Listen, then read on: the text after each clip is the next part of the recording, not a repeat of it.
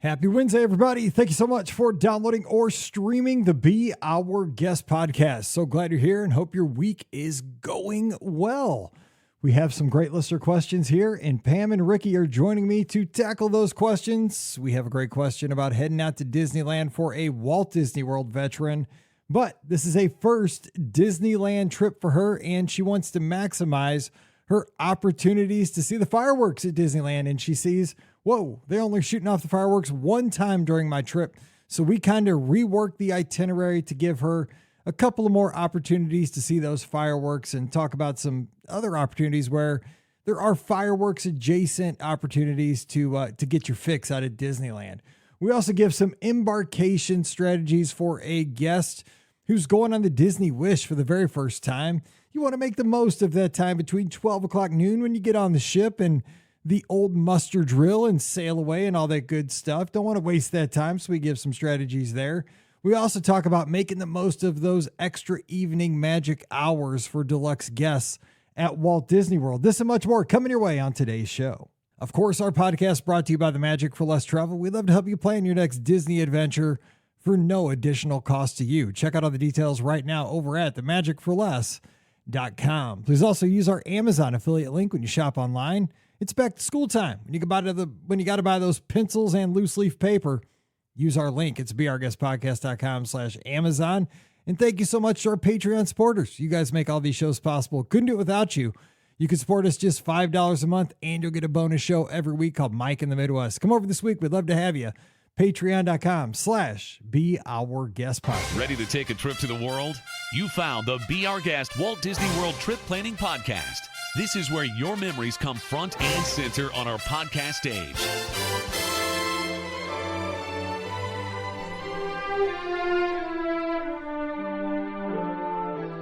Welcome to episode 2534 of the Be Our Guest Walt Disney World Trip Planning Podcast. I'm your host, Mike Rallman from beourguestpodcast.com and one of the senior agents over at the Magic for Less Travel.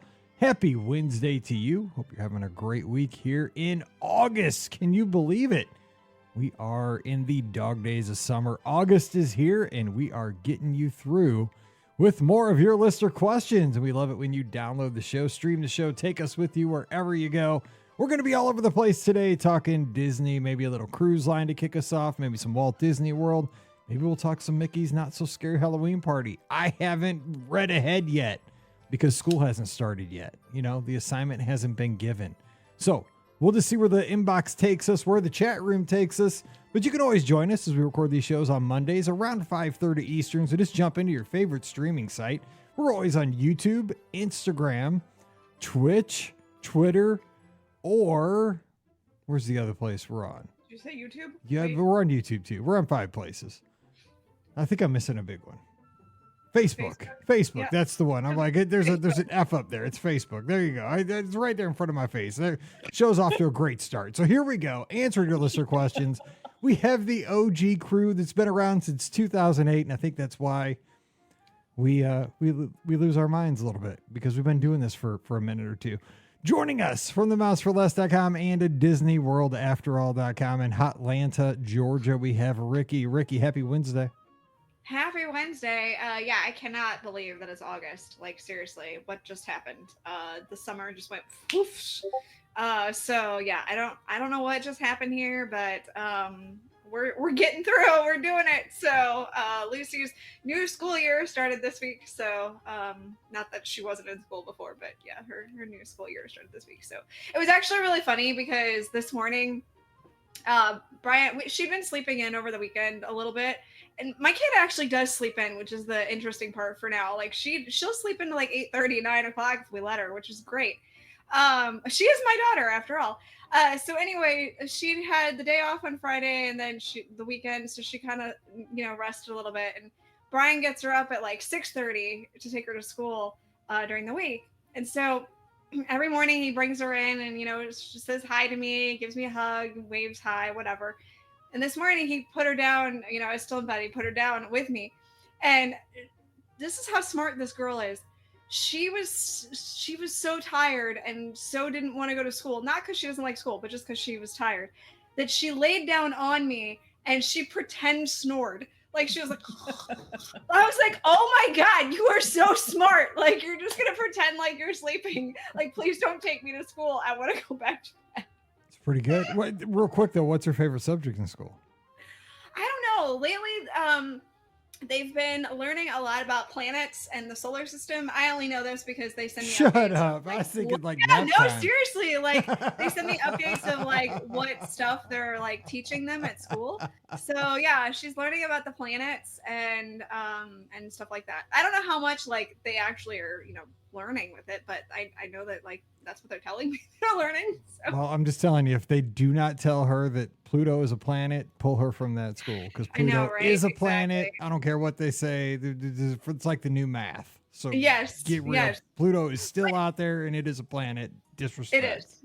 It is. The one thing I do know that I have to be teaching her is how to put her toys away because she definitely does do that. So like Ooh, she likes to put things that's golden. back. I know. I'm so happy. I like crossing my fingers. I'm going, please let this keep going. Please let this keep going. Well, hey, and also it's my wife's first day of school back, and maybe her last first day of school this year. I don't know. We'll see. We'll see. I mean, it just depends how this year goes. You never know at this point. She's at that golden time where, she could take it or leave it. So it's her first day back, and good luck to Pam this year. Yes, and all the teachers, good luck. And yes.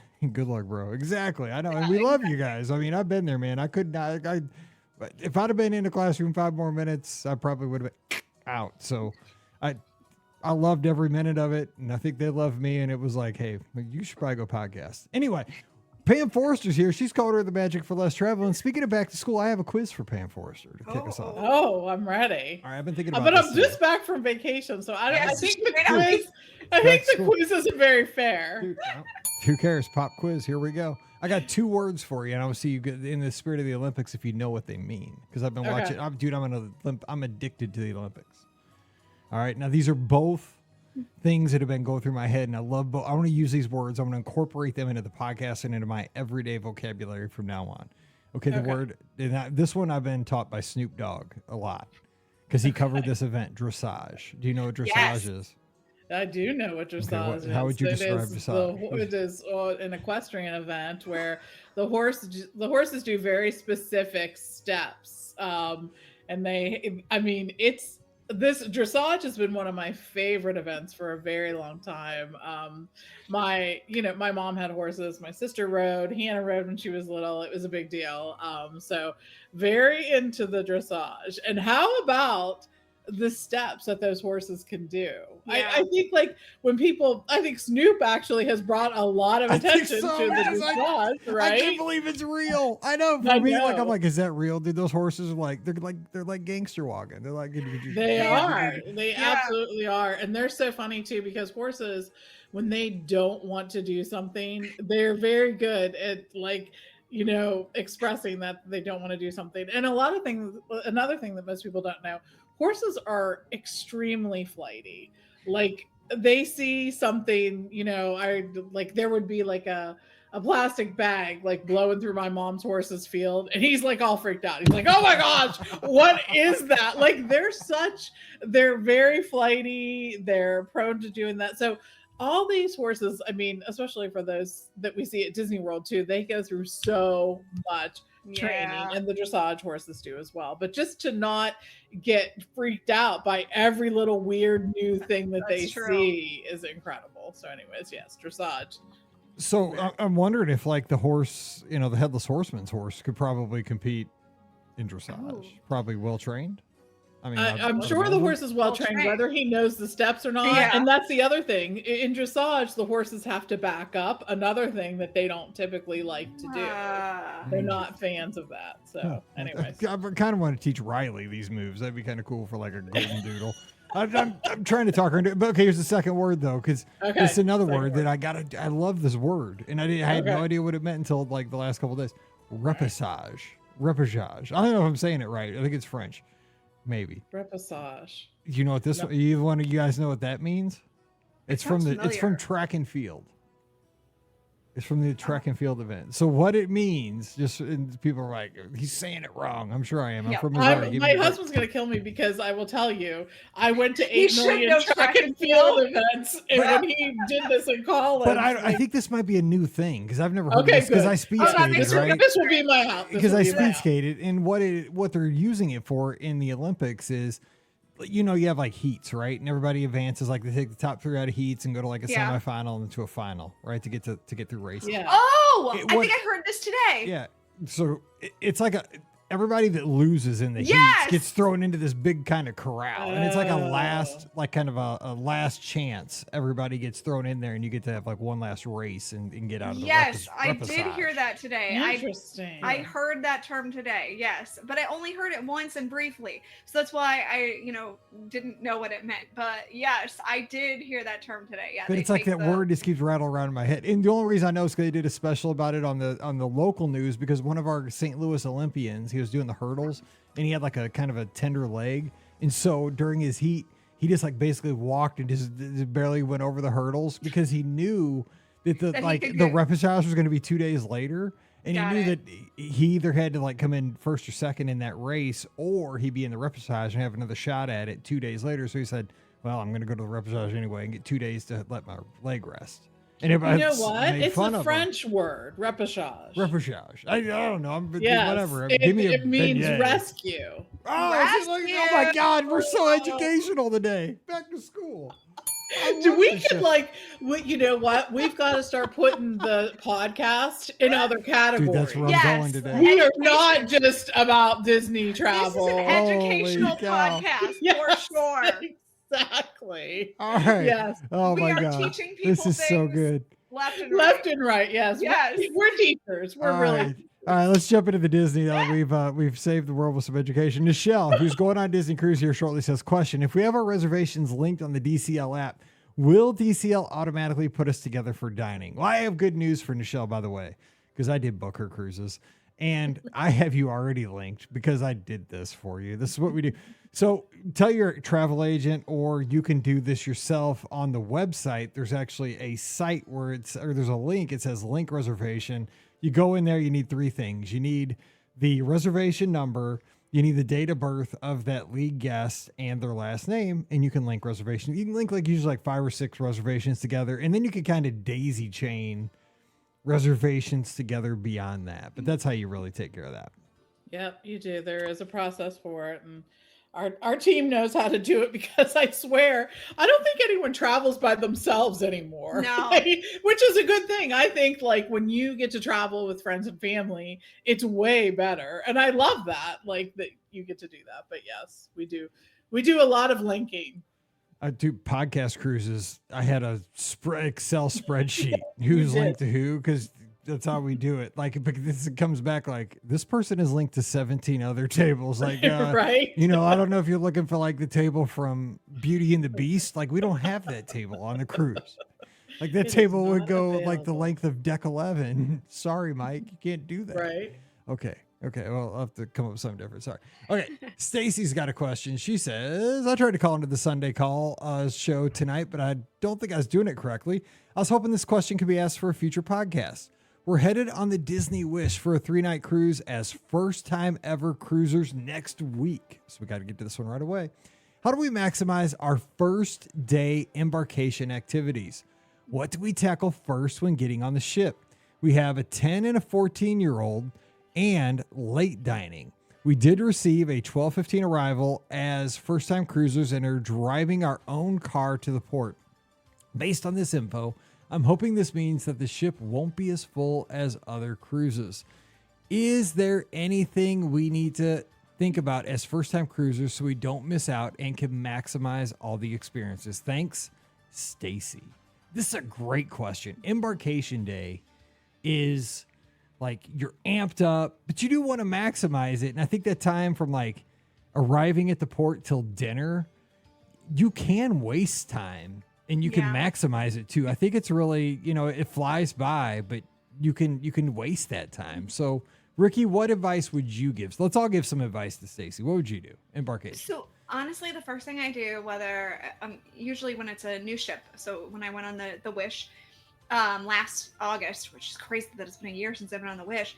Um, what I ended up doing, since it was a whole new experience for me, is we went deck by deck and really just kind of explored as soon as we got on the ship. So that was the first thing that we did. So we started at, deck, whatever deck 3, I guess, and whatever deck had the restaurants on it, and then went up from there. So, because I know in the Dream and Fantasy, I think it starts on deck 2. So, and then we just kind of walked through. Now, of course, some of the decks, of course, are just staterooms, so we didn't do those decks. But anything that had like a specific thing on it, so a restaurant or an activity or whatever, we really made sure that we explored each of those decks so that we knew where everything was. So that way, by the time the ship actually left port, we had a pretty good handle on where things were. So then the rest of the trip, it was just easy going. We could go, oh, hey, we want to go do this, or hey, we want to go do that. And we had a really good handle on where everything was on the ship, and could accomplish that at that point. So that's going to be, I think, my biggest suggestion for people is to explore the deck level by level. And I think that explore the ship level by level, I think, and that's going to help out so much. I can't even tell you how much it helps. And I think that's crucial for a first-time cruiser, because you need to get your bearings, and also, look at the app this is the, if you're cruising next week, make sure you look at the deck plans ahead of time to kind of get a general idea of, okay, I don't think it said what cruise she's on the Wish. She's on the Wish, yeah. So know, where, the adult areas are, where the, have a general idea. Where's the soft serve machine? If you're you're going to be getting, you just know where those things are. Where's the soda refill machine on what deck? Right. Just have an idea. But then once you see it, your mind takes a picture and you get kind of muscle memory as to find those things. Yeah. So do that. Walk around, see it visually, get some confirmation. But Pam, what have you learned as far as embarkation day tips? One of the things I would say is take a day bag so you can do things like the Aqua Mouse and be ready. But what other things? Yeah, embarkation day actually used to be a lot more frenetic than it is now. Thankfully, you can register for so much prior to even getting on the cruise. So take that week before you get on and make sure you have those things set up. Make sure you've done the pre-stuff for the kids club if you have kids. Make sure that you've signed up for tastings or Palo or whatever, if those are available. Now, if there's anything you wanted to register for but you could not, the day that you get on the ship, before you do anything else, before you go get lunch, before you go get your first drink, stop by and see if you can. Sometimes there is availability for Palo or Remy. If you wanted to, there could be availability for tastings that wasn't available when you tried to register online. Anything like that. Make sure that you put, that out of the way. Then after you do that, then you can go get lunch and whatnot, and then hopefully your stateroom will be available. The other thing you're going to want to do that first day is make sure that you sign into the app and set up chat for everyone who you're traveling with so that you can communicate with each other. That's really important. And using the Disney Cruise Line app, you'll be able to do that even if you didn't purchase an internet plan. So that's a good thing too. And then the other thing I would say is, I'm trying to think of some other stuff. Make sure that you're there, especially if it's your first time cruise, for the sail away party. It's really fun. It's exciting. It's part of the whole thing. I think you can't, I don't think, overestimate how that sort of sets it off on the right, sort of tone, and do that. But yeah, I think there's some great advice there. I think it's just, it's a great time to maybe take a moment, and after you've sort of looked at the ship, figure out what's really important to you too, to make sure that you have time to do those things. Because there are often times where I'm like, okay, I need to make sure that I'm going to spend some time sitting right here looking out at the ocean. Yep. And I always try to look for one of those places. So make sure you do too. And I think one of the things that we often do too is we will end up skipping, and it depends on how much time you want to spend. We end up skipping the buffet as the first thing that we do, and we actually end up going and eating at the sit-down restaurant that's usually open. So when we were on the Wish last year, it was Arundel's. So I like starting my cruise off that way, just because I feel like, upstairs at the buffet, it's so like just frenetic. There are so many people. They've all just boarded the ship and they've all decided that they're going to go eat at the buffet. So I usually decide, hey, let me just have a nice meal to start the cruise out right. And so I'll usually go to the sit down option that's open for the day. I will say too that when you get on the ship, so what's going to happen is it's going to really go quickly. Now you have late dining, which is such a great thing for Embarkation Day, especially Embarkation Day. Every day I wish I had late dining, because when you have early dining, you're trying to like watch the sail away. Yeah, like you want to that's watch true. the ship get past Jetty Park, and like I love seeing everybody wave to you at Jetty Park. You see all the RVs, the horns are going do do do do do, and everybody's like going losing their minds on the shore. And like I want to see the curve of Florida as you're peeling away.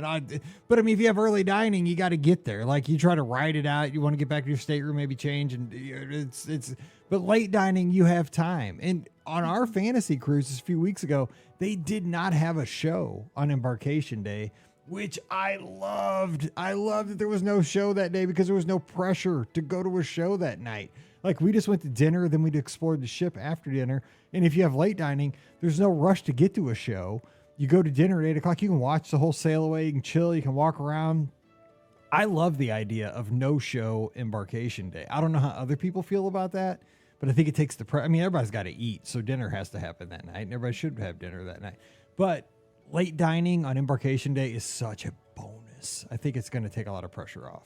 I don't know if there's going to be a show that night. Is there a show? Maybe it's because it was a 7-night cruise. I think we've always had one. Maybe there was that. I also think too, I mean, especially for people who have cruised a couple times, the shows are so good, but after you've seen them a few times, being able to skip the show is also an incredible bonus too, agree. Because the ship almost feels empty. Yes, it does. At different points, you're just like, oh my gosh, no one's here. So well, and we have breaking news here. And we have a question here from Thomas, who co-hosted our podcast one week for us because he gave a big donation to Give Kids the World. Yes. And we have news on that coming up. Can't say it yet, but we're getting closer to having news on that.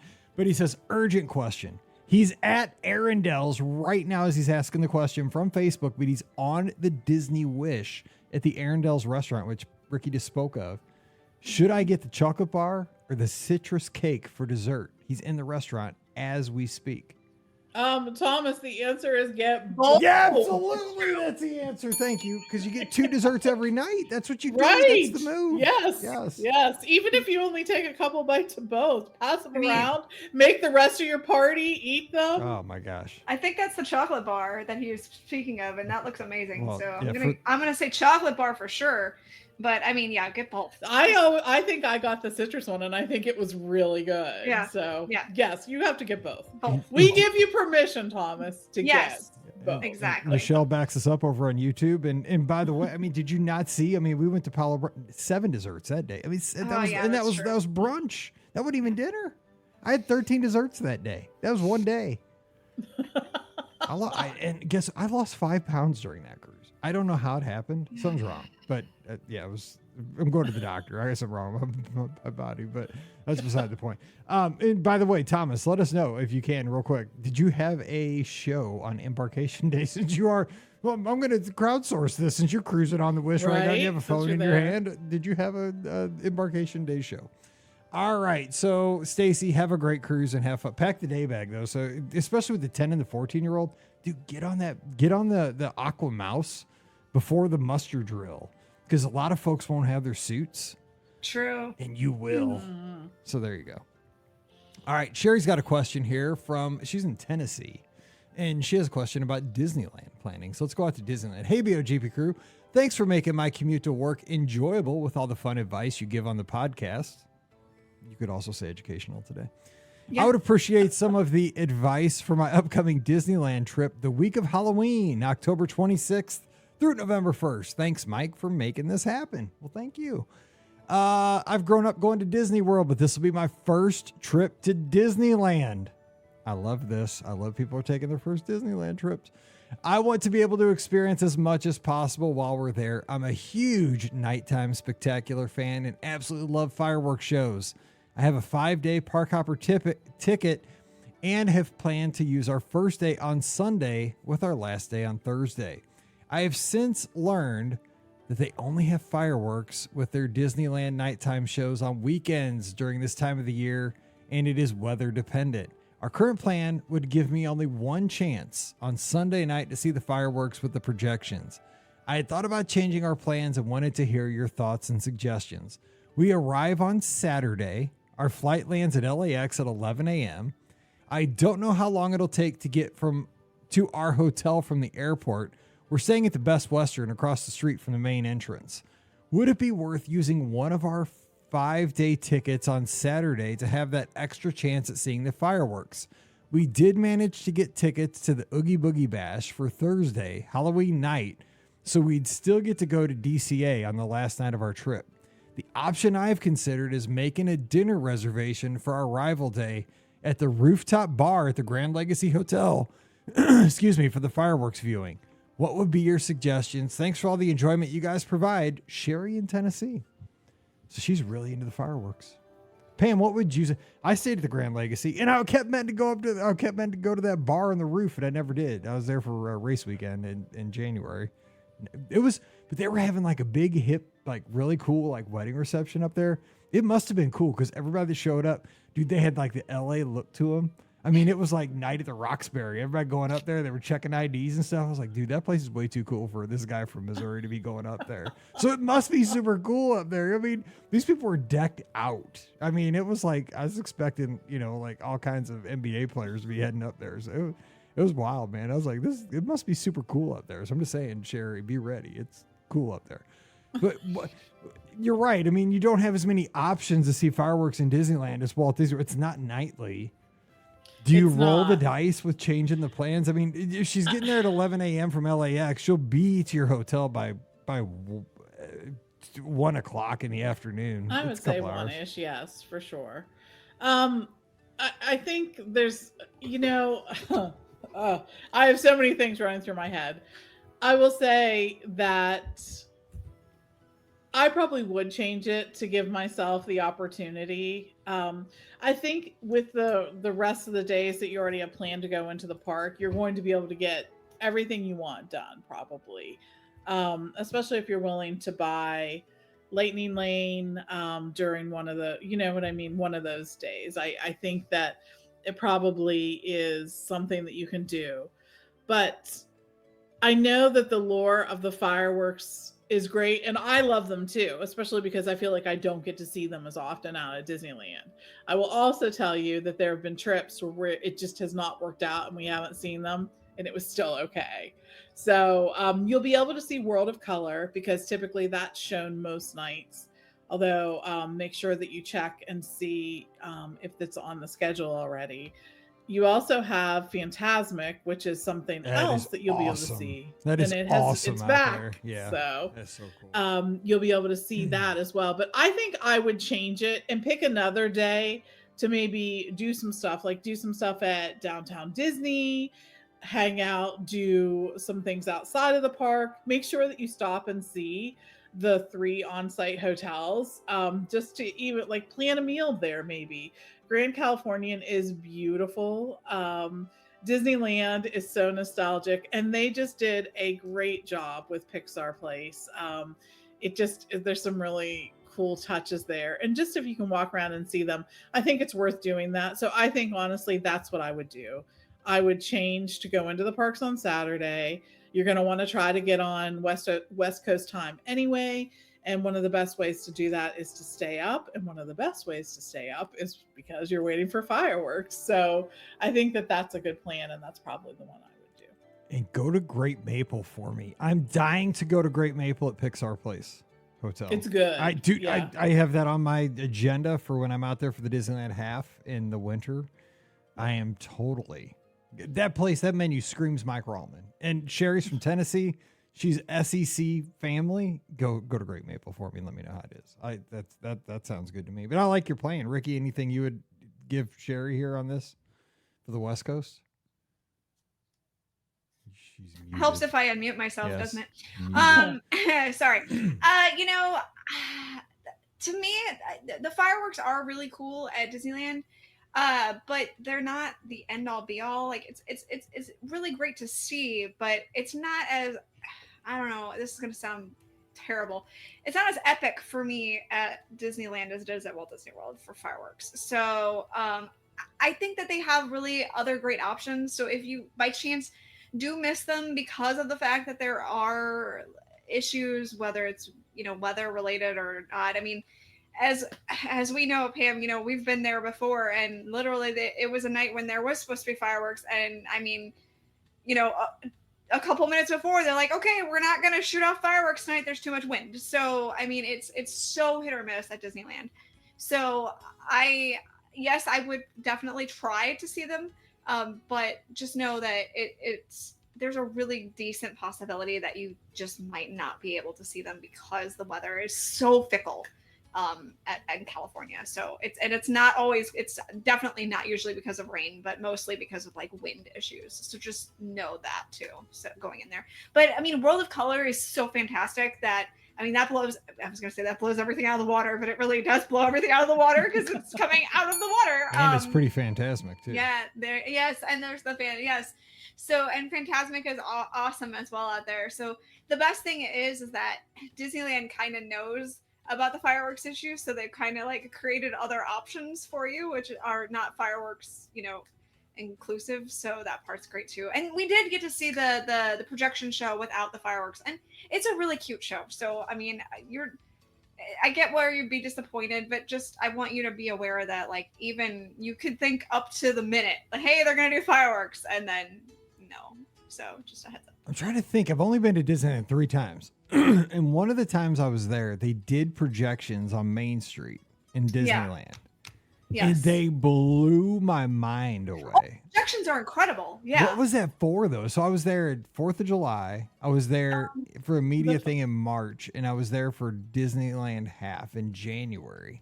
And the only hard ticket event I went to was like, I didn't go to a hard ticket event. I went to we were there for like a Main Street. We had the Main Street Electrical Parade like dinner package thing, like, and we had VIP seating. But we were seeing. I remember when I watched this, we were just in the middle of Main Street.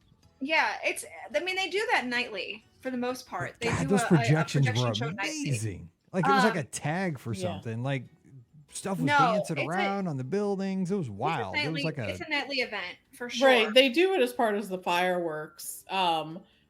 As part of the fireworks show, and if they can't do the fireworks on a night, then they just do that. Might have been what happened. I mean, it was wild. Like the projections on Main Street were like next level at Disneyland. Yeah. They were better than Walt Disney World. The projections were. Now, for sure. I'm with Ricky. I think the fireworks at Walt Disney World Magic Kingdom are better than Disneyland's fireworks, obviously, because you know the scale's bigger at Walt Disney World.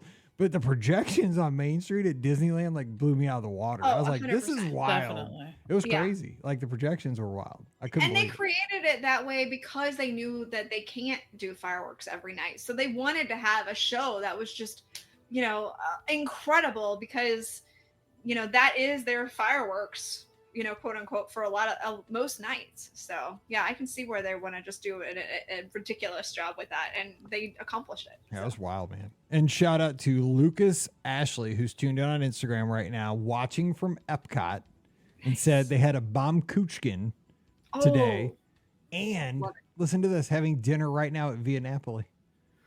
Dude, our listeners are crushing it tonight. Our listeners are crushing it. I'm in my podcast studio. They're not crushing it. They are. I am in beautiful St. Peters, Missouri, which is great, but it is 97. I have the TV on with local news. 97 degrees here with a heat index of 1,028 right now.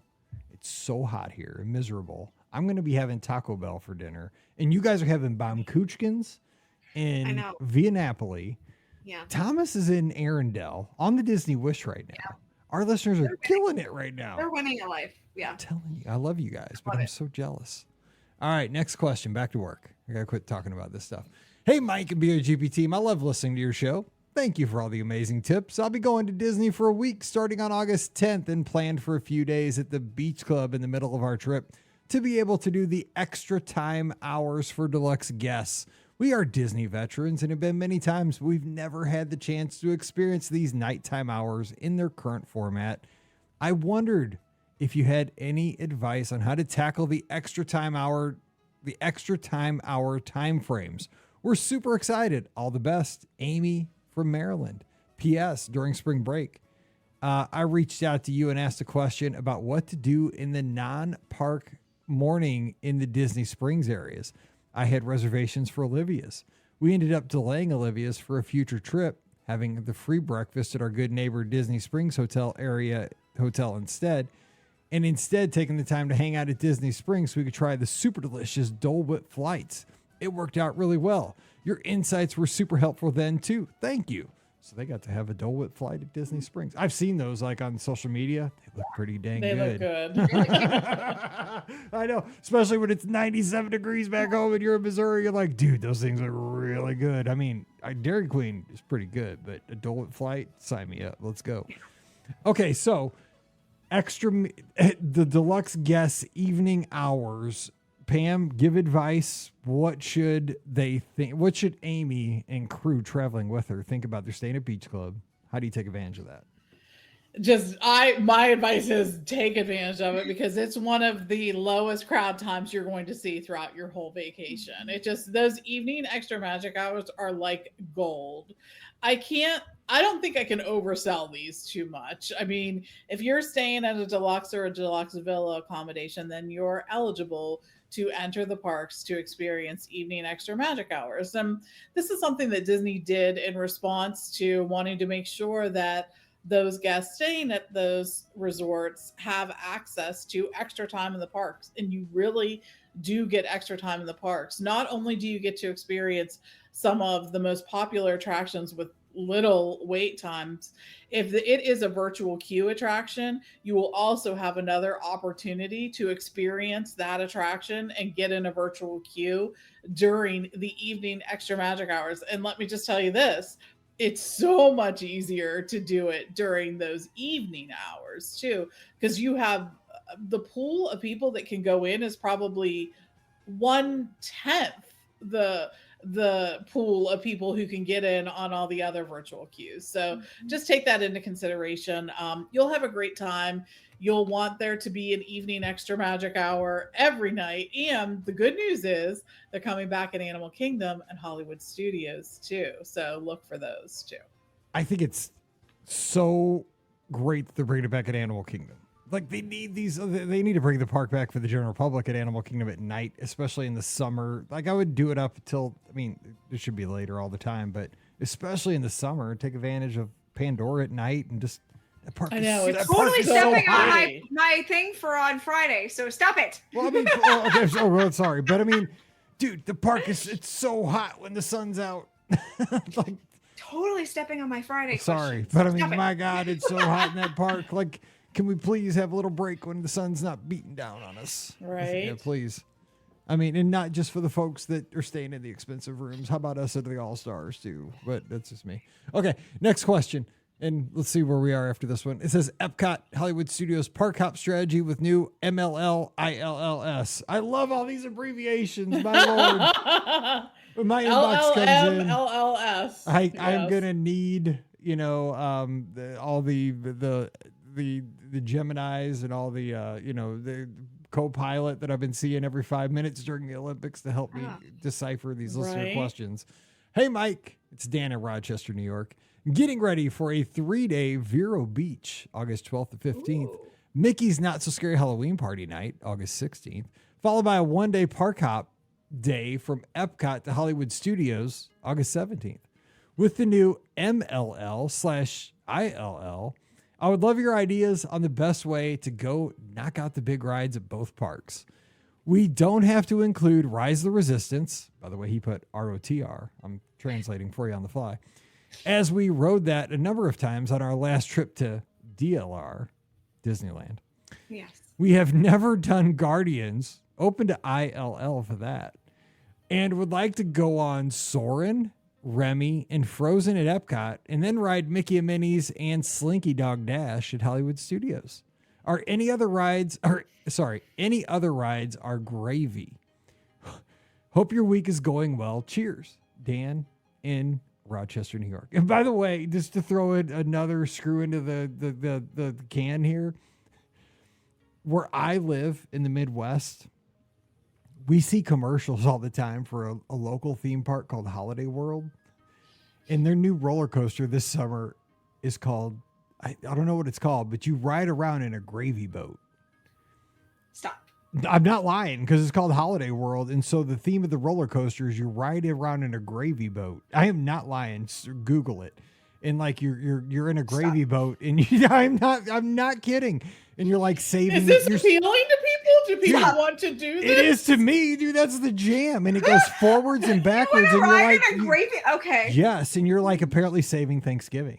Yes, and so when he says all rides are gravy, dude, I am I'm so into this. It's in Santa Claus, Indiana, and so it's just 3 hours east of me. I want to go ride the gravy boat. I mean, is that not everybody's like dream to ride the gravy boat? No, it is not my dream. Dude, Holiday World, and you get free. Sam and I are together. No. When you go to this theme park, you get 3 things for free. You get free soda the whole day you're there, free soft drinks. You get free sunscreen and free parking. But the commercials are hitting me like over the head all day. But what was the question, Daniel? What was your question? He wants to use individual lightning lanes and MLLs, multi-park lightning lanes or whatever, to do the most amount of attractions at Hollywood Studios and Epcot. Ricky, help him. He's going to Epcot first? Is that what he said? Or is he going to? Yeah, he says he's going to park hop from Epcot to Hollywood Studios. Okay. So with the way the new system works, Pam, I do need a little clarification. Can you only get the first 3 at the same park? Is that correct? Or can you? Yes. Okay. That's what I thought. Okay. Pre-arrival. Yes. Pre-arrival. Yes. You have to do the first 3 at the same park. Okay. Yes. So, I mean, of course, I would do individual for Guardians. And then I would do I would get the multi-pass lightning lane for Soarin'. He said Frozen, right? So and he wants to do Remy. Yes. So Remy is a number 1, like that's in the tier 1 section, as is Frozen. So you're not going to be able to do both those at the same time. So you're going to have to pick one to do. I would probably choose Remy to do with multi-pass. And then I would wait in line, I guess, for Frozen. And then I would do Soarin' for sure. And then I would get another one. Oh, my mic's pulled up Holiday World, and I'm seeing this now, and this is distracting. And then I would do another attraction at Epcot, probably maybe Mission Space, or I mean, I'm gonna go with something like probably Living with the Land or something, because I'm crazy like that. But so I would do that, and then as soon as you can make your first multi-pass lightning lane. After you do your first attraction, it's also very confusing. Then I would make it for Disney's Hollywood Studios and Mickey and Minnie and well, I guess it really doesn't matter. Slinky Dog will probably be gone. Slinky Dog will probably be gone, so I'd probably do Mickey and Minnie at that point. Yeah, and then I'd wait in line for Slinky Dog. Yeah, that's probably the best way to handle it. I think. Yeah. I think we're there. Yeah, I think we're there. All right. Free gravy too, Tanya says. Yeah, I know. Tanya says you get your free gravy. I'm not going to eat the gravy. That's not going to be. So I just found the website, and it says, G. Willikers, that's a fun coaster. Good gravy. It's called Good Gravy. Holiday World's first family coaster is 1,500-foot ride to save Thanksgiving dinner. You travel forward up to 7 stories tall, spike, then backwards to make more gravy and save Thanksgiving dinner. Got to be 38 inches tall, and it reaches a maximum speed of 37 miles per hour to ensure this is for the whole family. It's faster than Space Mountain. Dude, and you save Thanksgiving. Wow. Okay. Just saying. Pam and I are... There you go. People want to do this, apparently. So. Apparently people in Indiana are into it. Go Hoosiers. And other places, I can guarantee all around the Midwest. There are... Hey, man, I'm telling you, Thanksgiving's a big deal in the Midwest. Coaster people want the coaster credits. I can guarantee that. So, yeah. Sign me up, dude. Where's the giblets? We got to get out of here. Save the neck for me, Clark. Exactly. Let's go. Let's go. 100%. Yes. Let's go. All right. We're out of here. All right. Don't forget, you have a question, Mike at beourguestpodcast.com. Just put listener questions, and especially if it's about Thanksgiving, because we're almost in that season. I mean, Disney put out the pumpkins. We're ready to roll. Let's go. All right. So Today's show. Pam, close your Went ears. off the rails. I don't know if Pam wants to sponsor it today. It so. was too bad. I'm Brought locked to- in, apparently. We're Roman has locked me in. We're locked locked into in, a dude. It's a- multi-year Yeah, contract exactly, here. dude. This is like the Bobby Bonilla contract. We're still paying out till 2065, as long as we're Pam's rolling. like, so I'm that's how it sponsoring works. this. Cool. Magic for less Cool. travel. You want to go to a Disney He had a destination? good attorney. He did. That guy is rolling in it. I'm just saying, we can't If you get you on want to go good. to Holiday World, Mike, can you? I can't. I don't book Holiday World. I wish I did because good gravy would be awesome. But we can get you to the Disney destinations. Thomas Perk, dude, right now on the Disney Wish, took care of him. Michelle, we're getting her on her cruise. We take care of you. Let's do it. Sherry, we're getting her to Disneyland. We'll take care of you too. So just swing by the magicforless.com. No additional cost to you. First class concierge level service every time. And many times you have a little Disney gift card in your hand to have some fun with, or a great onboard credit as well. So check them out today over at themagicforless.com. Please also use our Amazon affiliate link. It's beourguestpodcast.com/Amazon. And thank you to our Patreon supporters. You guys make all this possible. I cannot thank you enough for that. Patreon.com/beourguestpodcast. $5 a month is all it costs. You get a bonus show called Mike in the Midwest. Bunch of nonsense just like this. And we have a good time. I pulled out my old iPod Classic this week and told you what was on it from 2006 when I put it away to get my first iPhone, or 2008, something like that. Anyway, patreon.com/beourguestpodcast. Give us a follow on social media at Ricky Nibs for Ricky, at TMFLT Pam for Pam, at BeOurGuest Mike for myself, Twitter, Instagram, and Threads. And we want to see you in the clubhouse. We have so much fun over there, talking Disney, talking life 24/7 with great listeners, no ads, no nonsense. Just coming over, beourguestpodcast.com/clubhouse. We'll be looking for you over there. And of course, we'll have the live call-in show this Sunday night. Scott joins us again. We take your calls 7 o'clock Eastern, 6 o'clock Central this Sunday night on Facebook, YouTube, Twitter, Twitch, and Instagram. We'll be looking for you. We'll be taking your call Sunday night. Join us. All right, we'll be back again on Friday where we are going to bring 3 topics to the table, 10 minutes per topic, no more. No less. And then we move on and we debate them. So I have my topic. I kind of talked about it on Sunday night, but the ladies kind of talked about my topic well, tonight. I didn't thanks mean a lot, to Mike. because I'm good like that. I can see to the future. I'm like, that's so Raven. Remember that show, That's So Raven? I'm going with it, Remember that so show, all right. That's So Raven, like with the one eye? Yeah. Dude, I just one-eyed you. That's so Raven, dude. That's so Raven. It's the future I can Yeah, see. Pam's regretting sponsoring I know. this podcast Anyway, at this moment. yeah, exact 100%. But my topic, they weren't here, but we talked about my topic on Sunday night show. But I'm going to bring it up to the ladies because they were not there on Sunday night. But Jason was. We talked about it. But we're going to talk about it again. I want to see what the ladies think about my Disney Cruise Line hot take. So we're going to be there on Friday. Hope you will be too. So until we get back together again, you guys stay safe, stay healthy, and we'll see you real soon.